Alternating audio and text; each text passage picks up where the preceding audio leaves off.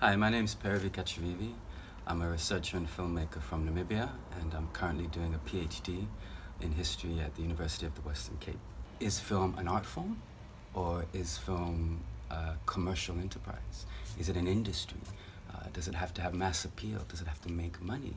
Or can you just create art? Or are you constantly struggling between those two things and stuck somewhere in that tension, trying to perhaps please everybody? Being a filmmaker allows you the opportunity to study yourself and to learn about who you are and what the world is. Third cinema emerged in Africa. It emerged in Central and Latin America and Southeast Asia particularly.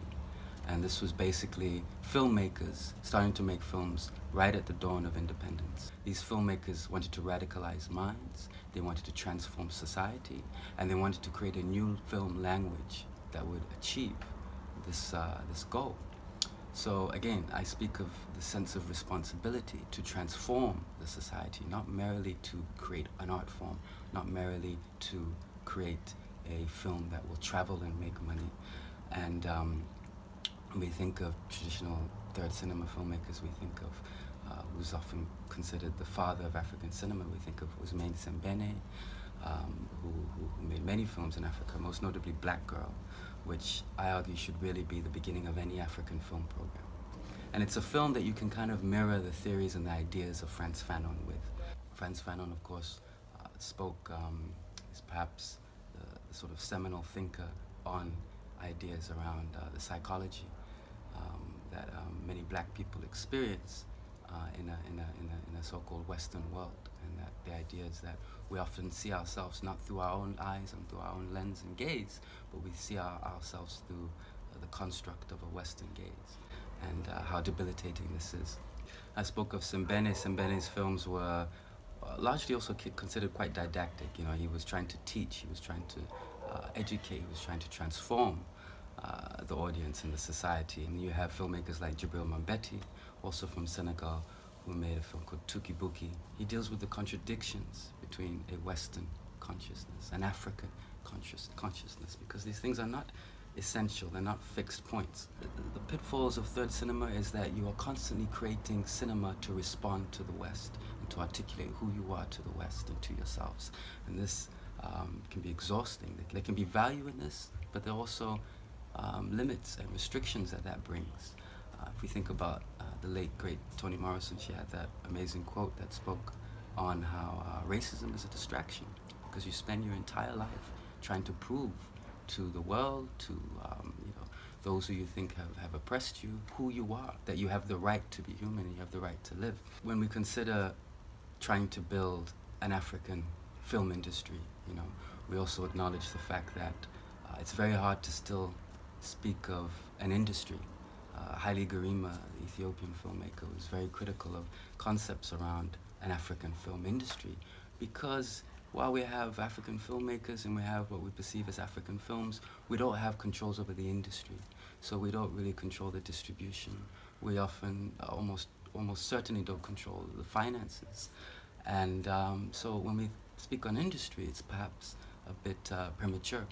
And you hear criticisms of many of the great West African auteurs that often have films that win awards at Western festivals like Cannes and Sundance and others. They'll often work with French editors. So there's been a criticism that's been lodged to say that, are these really still African films when they might be made by an African filmmaker, but they are usually funded with money from France, and they're usually edited in France by French women. So does that limit the gaze? Does that limit the type of film that it becomes then? Or is it unfair to perhaps create the so-called pure, perfect, quintessential African film? The Mozambican author Mia Couto said, we are mulattoes not of race but of existence. So we all have a little bit in us. We are all torn between different ways of existing and seeing the world. And I like to think of the time we're in, which is a very interesting time, as Ubuntu versus the sovereign individual. So there are the values of Ubuntu and togetherness and being part of the whole, being part of the community, the people, the land, and that you do not know where you end and when the next person begins, that you have this sense of deep social harmony and community. And then you have the principle of the sovereign individual, which dictates that no, I am me, and I am my own person, and I am separate. And both those things out of balance cause harm. And I think one of the tasks of the sort of new emerging African filmmaker, or just the tasks of us as human beings right now, is to reconcile these two things. One of the issues I think we have and we share is cosmology, and how you position yourself in the universe, how you position yourself in the world.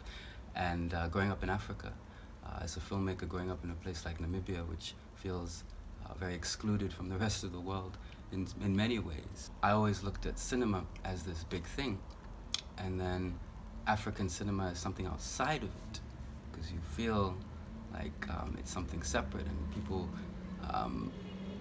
it's as if you have to travel to a distant galaxy, a faraway planet, to experience this thing called Africa, and it's separate from the rest of humanity.